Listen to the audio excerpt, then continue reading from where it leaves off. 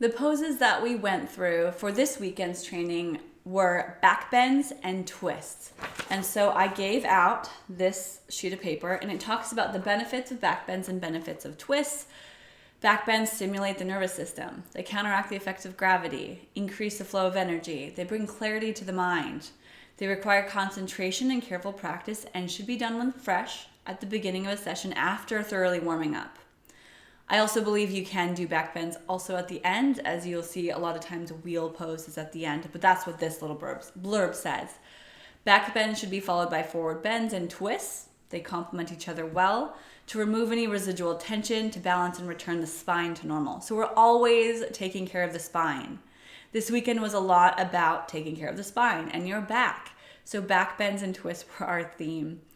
Back bends are anti-aging. They counteract round shoulders by lifting, slouching posture, and they help counteract hunching effect of gravity. They open the chest, make the spine flexible, the arms and shoulders strong, and the mind and body alert. Back bends, or heart openers, you can call it that too, are very energizing and remind yourself and others that it's not just about bending in your back, but about opening in your front. So there's a lot that go into that. Back bends that we worked on: reverse plank, locust, bow, bridge, wheel, camel, fish, and we also did wild thing and a few just talking about back bends.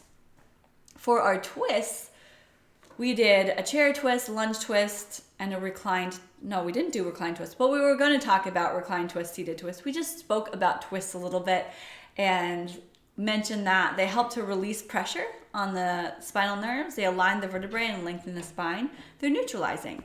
They help in relieving backaches, headaches, stiffness of the neck and the shoulders. They bring out the body in a way that when you release the twist, there's a refreshing flow of blood to fully oxygenate and flow through the internal organs. And they help improve digestion because, yes, you're working that lower part of your body. And in time, the spine becomes flexible and the hips move more easily.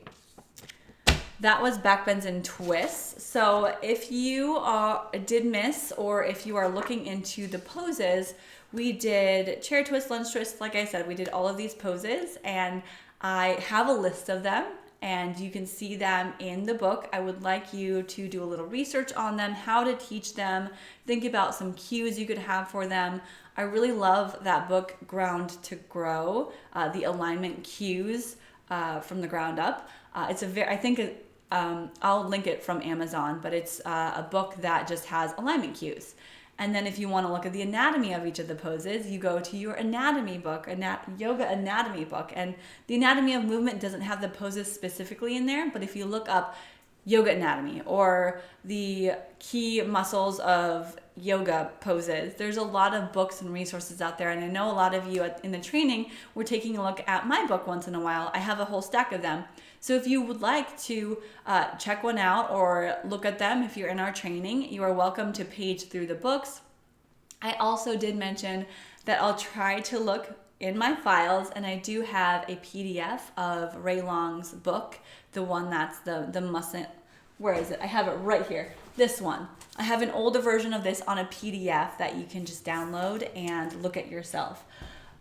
So we were going through a lot of more like lower back and spine and talking about a lot of dysfunctions and functions of the spine as we moved throughout our training this weekend. We want to really make sure that the spine is strong and stable and feeling good. And a lot of people come to yoga because their back hurts, and yoga helps to alleviate some of that.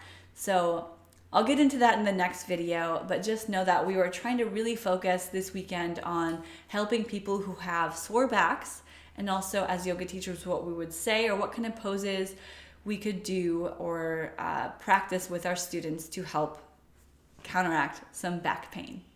All right, so those are the poses. Again, look them up, check them out, practice them, learn about the cues, and that's sort of on you to do on your own. I will give as much as I can, but beyond that, check out those poses. All right, see you next time.